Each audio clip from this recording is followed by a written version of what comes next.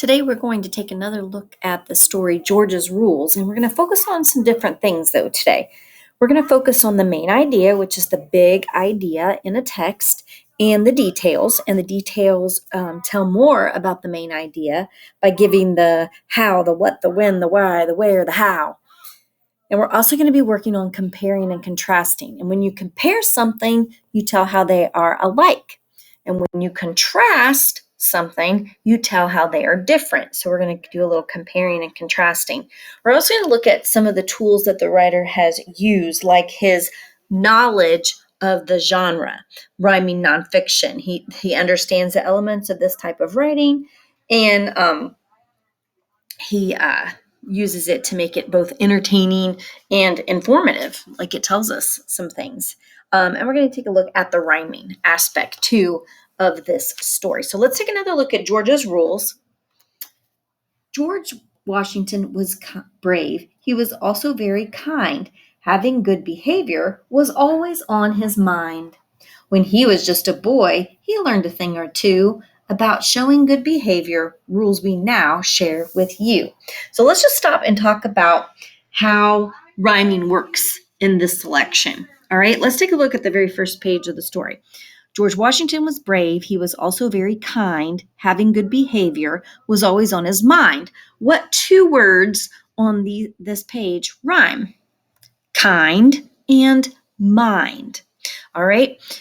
It is on the second line, kind, and the fourth line, mind. And it's the very last word in both lines, kind and mind.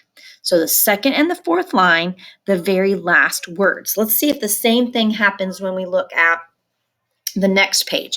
When he was just a boy, he learned a thing or two about showing good behavior, rules we now share with you. So to and you are the rhyming words on this page. And again, they're in the second and the fourth line, and they are the last words. So this is going to be the rhyming pattern that we are going to see in this text. It's going to be the second, the fourth line, and the last word. You should do all things with respect for others. Treat those around you as your sisters and brothers. Speak with kindness.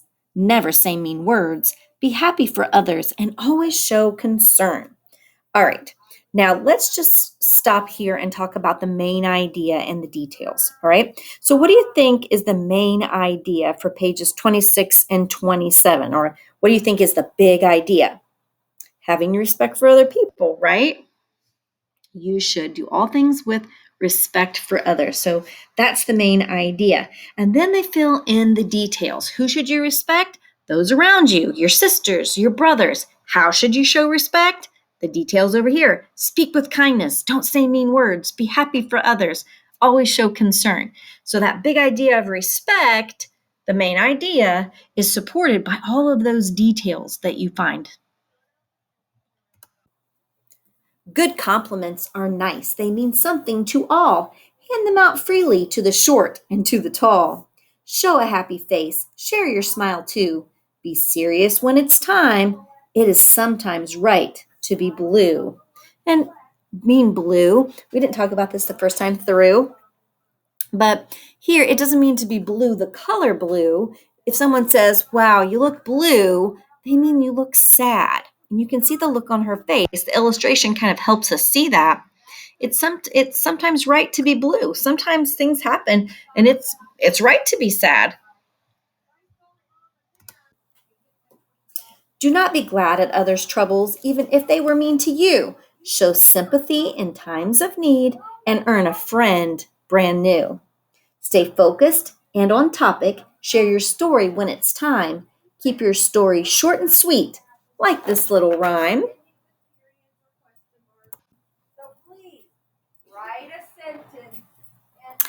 Call each of your teachers by his or her proper name. Use Mr., Miss, or Mrs., and you will never be to blame. You should stay in line when going with your class. Walk, keep up, never push, and always let the teacher pass. Be sure to say thank you when you are corrected. Others are trying to help. You are not being rejected. Learning how to read and count is a lot for some to juggle. Do not make others feel bad. Encourage kids who struggle. What is said may not be true. Do not believe everything you hear. Repeat untruths carelessly, and your friends may disappear. Do not tell bad stories about people who are not there. Give each a chance to self defend. It is only fair. Okay, I want to stop. We've read about three pages or so in a row, and I want to stop and compare and contrast two rules. Rule number 50 on this page 36, and rule 89 on page 37. Well, let's talk about how are these two rules alike. So, what is said may not be true. Do not believe everything you hear. Repeat untruths carelessly, and your friends may disappear. Do not tell bad stories about people who are not there. Give each a chance to self-defend. It is only fair. So, how are these two rules alike? They're both rules about what you should not say. And they're both meant to help people get along with each other. They're about not telling stories that may not be true, like those are called lies, right? And they're also about don't tell stories about people. That's gossiping, right? Now, what makes these two different? Well, Rule 50 is about repeating things that aren't true, saying things that you shouldn't say, lies. And like we said, page 89 is about saying bad things. It's more about gossiping, right? So that's how they're alike, and that's how they're different. When you compare, that's how you tell that they're alike, and contrast how you tell that they're different. Secrets belong to others. They may not be for you. Wait for others to share freely, and only if they want to. Promises are important. Promises are true. Only make promises you can keep, and be sure to follow through. All right, so let's just make sure that our rhyming pattern is staying the same through the story. Let's take a look. Secrets belong to others. They may not be for you. Wait for others to share freely, and only if they want to.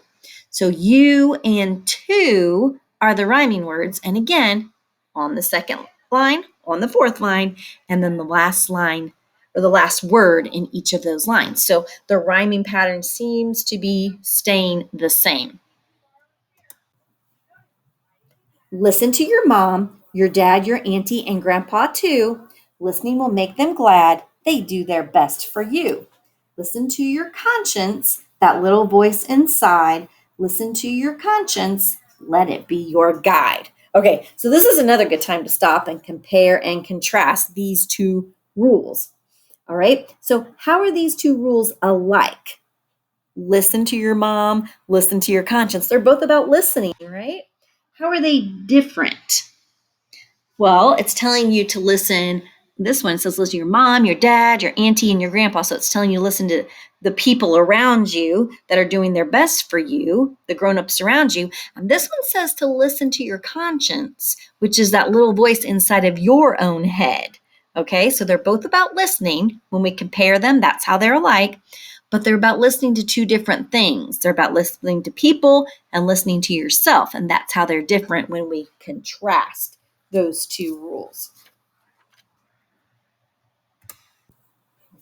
These were George's rules, written down for him and you. He tried hard, but sometimes failed, just as you might too. George never quit, though. He never set his rules aside. Now we know him for greatness, though long ago he was alive. All right. Well, I think this is a good time to stop just a little bit about what the author really knew.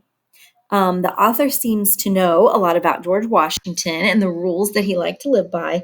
And the author also knew how to rhyme, right? Put these in rhymes. So this author had a lot of knowledge about that rhyming nonfiction that we were talking about. Okay, we have a couple of vocabulary words to do here. This one is listen to your conscience, that little voice inside. Listen to your conscience. Let it be your guide. So guide is our vocabulary word. Guide. something that shows the way. Carly is a guide. She helps the student learn. Guide. Okay, so that word guide means something that shows the way. Let your conscience be your guide. Let your conscience show you the way. And one more vocabulary word. Here we go. Though, nevertheless, however, it is raining. Liam plays outside though. Though. All right, so that word is though. George never quit, though. So George never quit, nevertheless. All right, no matter how hard it might have gotten, sometimes he may have failed. He never quit, though. All right, that's the end of the vocabulary that I have for you. I think that this is a really good selection. Not only does it have that fun rhyming pattern, but it also has a lot of good rules. I think that George Washington must have been a pretty wise young man to come up with these rules or to think about these rules.